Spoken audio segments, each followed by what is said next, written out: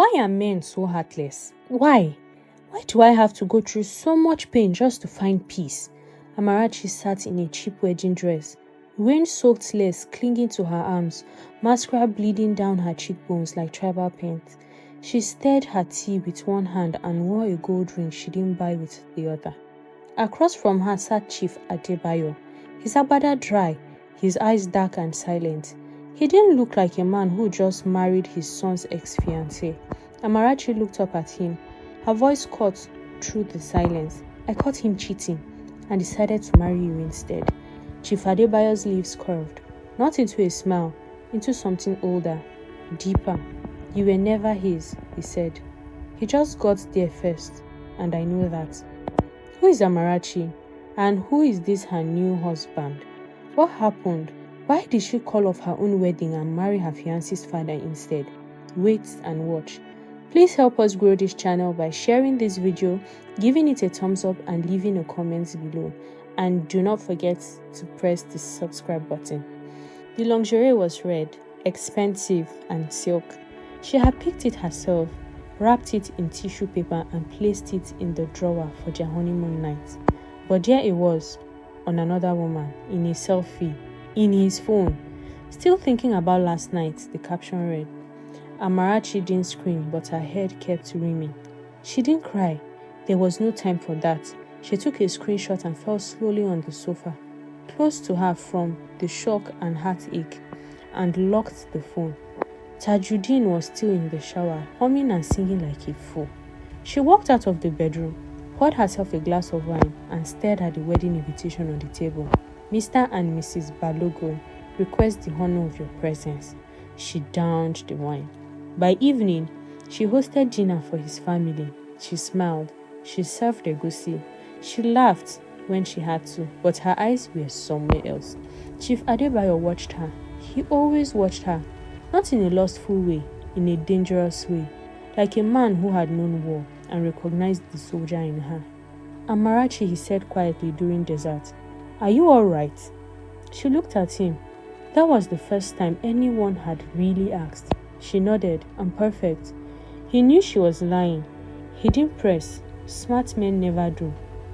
The next morning, calls from the event planner, missed calls from the DJ, and calls from the already booked halls started coming in as she had silently cancelled the venue, cancelled the caterer, and cancelled the dress fitting. When Tajuddin saw the emails and got hold of her, all her plans, he stormed into the apartment like a possessed goat. Are you mad? He shouted. You are cancelling our wedding. Are you out of your mind?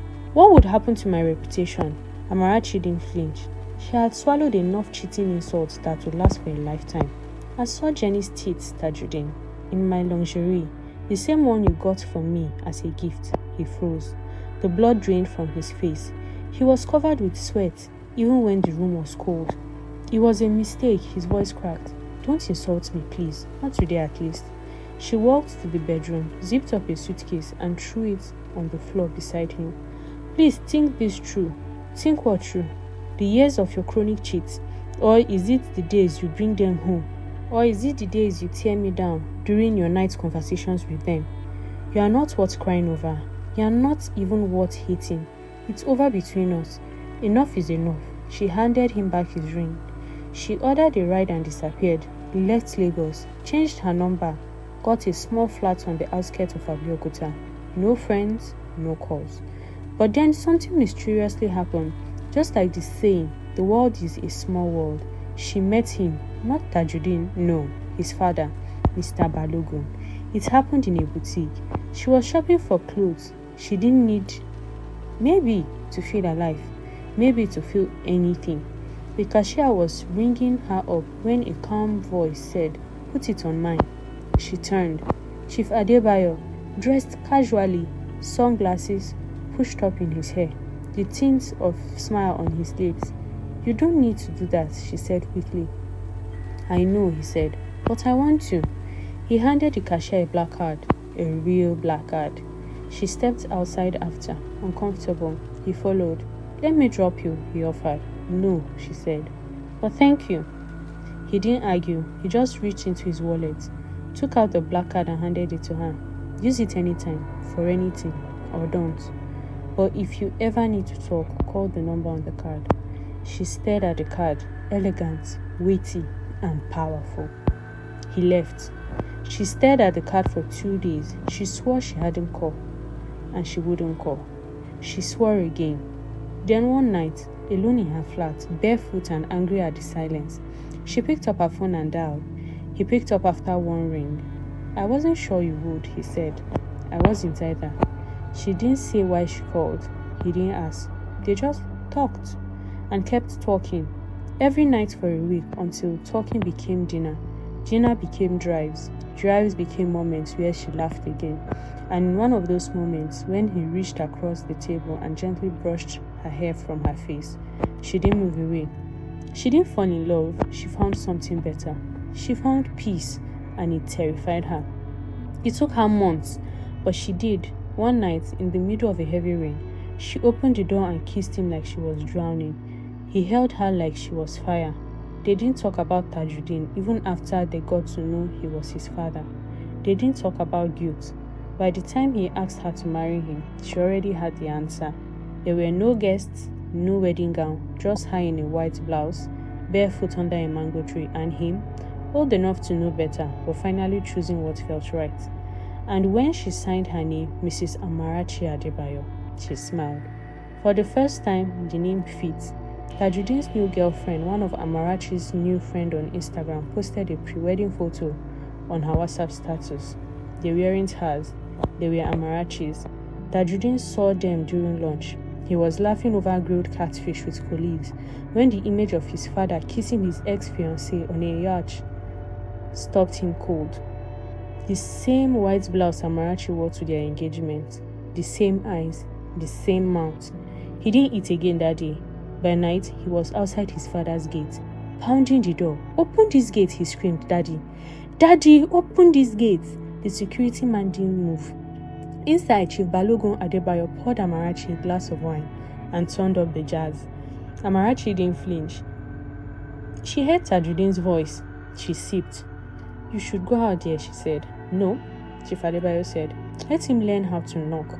2 days later, Tajuddin's lost mother arrived. "You are a disgrace to motherhood. Cheap girl," she hissed, pointing at Amarachi.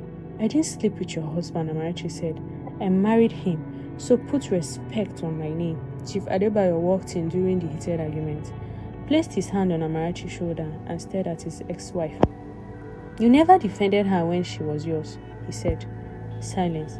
"I don't want to see your face here again, woman," he added. She left angrily, but it didn't end. Tajuddin began a campaign. He posted screenshots, old photos, twisted stories. "She used me for my father's money. She slept her way to my inheritance." Amarachi stayed silent. Until one evening, she posted one thing, a single sentence: "I married into power."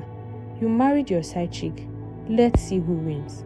By midnight, her followers had tripled. The next week, she was on TV, not for drama, for power. She launched a foundation for young women who left bad engagements. The logo, a broken ring forged into a crown. The interviewer: "Do you still love Tajuddin?" Amarachi smiled. "I never did. I just loved who I thought he could become. Then I met a man who already was." The parcel arrived on Friday. No name, just her initials scrawled at the front. Inside, a red bra, torn, blood-stained. Police report attached. Found in abandoned guest house. Possible rape scene. Amarachi stood frozen. The news broke hours later. Breaking news. Foundation CEO Amarachi Adebayo linked to sex trafficking ring. Police investigation abandoned property owned by Chief Adebayo. Tajuddin sat in his living room, watching her face flash across every major station, grinning. He leaked the file. He forged the connection. He paid the officer.